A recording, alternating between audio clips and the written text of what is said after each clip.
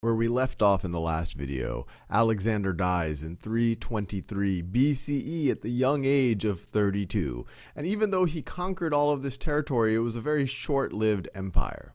And what happens next is a period known as the Wars of the Diadochi. And let me write down this word, Diadochi.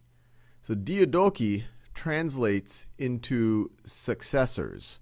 And these are the various leaders and mainly generals of Alexander who then fought for control of the empire. And it's a very bloody period, a lot of different Diadochi going after each other or after each other's families. And what eventually happens over the next few decades is Alexander's empire, the empire that he establishes, gets split up into a few major empires. Now, what you see on this map here, you see most of Persia and the Anatolian Peninsula right over here, really the bulk of the old Achaemenid Persian Empire. It gets under control of Seleucus, and he establishes the Seleucid dynasty, the Seleucid Empire. So let me write this down right here. This is Seleucid, so the Seleucid Empire. Egypt right over here. This gets taken control of another general of Alexander, Ptolemy, and he establishes the Ptolemaic Empire and the Ptolemaic dynasty. Ptolemaic. And then Macedon ends up under control, once again, of another Diadochi. Remember, the Diadochi are the successors. All of these characters right over here. These are three of the various Diadochi, three of the more successful Diadochi right over here. But what the Macedonian components of Alexander's empire, for the most part, end up under the control of Antigonus's dynasty, which ends up being called the Antigonid dynasty. Antigonid. And this, and as you can see, it's not all of the empire Alexander established. What we have in red here, these are independent states that did not get subsumed into the Seleucid, the Ptolemaic, or the Antigonid empires. And they, you can imagine over the next several hundred years, they're going back and forth. There's an ebb and flow of control of these various empires. But these are the three most significant, especially the Ptolemaic and the Seleucid.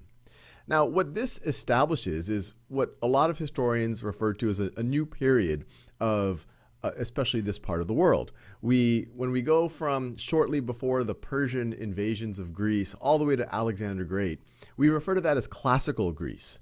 But now we're going from classical Greece, with the death of Alexander and the beginning of the Wars of the Diadochi for control, this sets up a new period, often referred to by historians as Hellenistic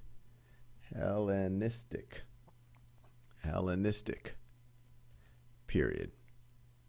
And the Hellenistic period is referring to the fact that all of this territory that was conquered by Alexander the Great and later gets split after the Wars of the Diadochi between these Diadochi establishing these various empires, they had huge influence of Greek culture. You had ruling dynasties that were essentially Greek, whether you're in Ptolemaic Egypt, Seleucid Persia, or Antigonid Macedonia. Obviously, the Macedonians were already a very strong Greek culture. And it's a time where you have the spread of the culture. You have kind of a bit of fulfillment of Alexander the Great's goal of creating this mashup, so to speak, of the various cultures of the region, the Greco and the Persian and the Egyptian cultures. Now, the Hellenistic period starts to end as each of these various empires get overthrown. The Seleucid Empire, in the 3rd century BCE, it gets more and more overtaken by the Parthian Empire. Parthia starts as a satrap, a region of the Seleucid Empire, but it eventually takes control over much of Persia. So this is the Parthian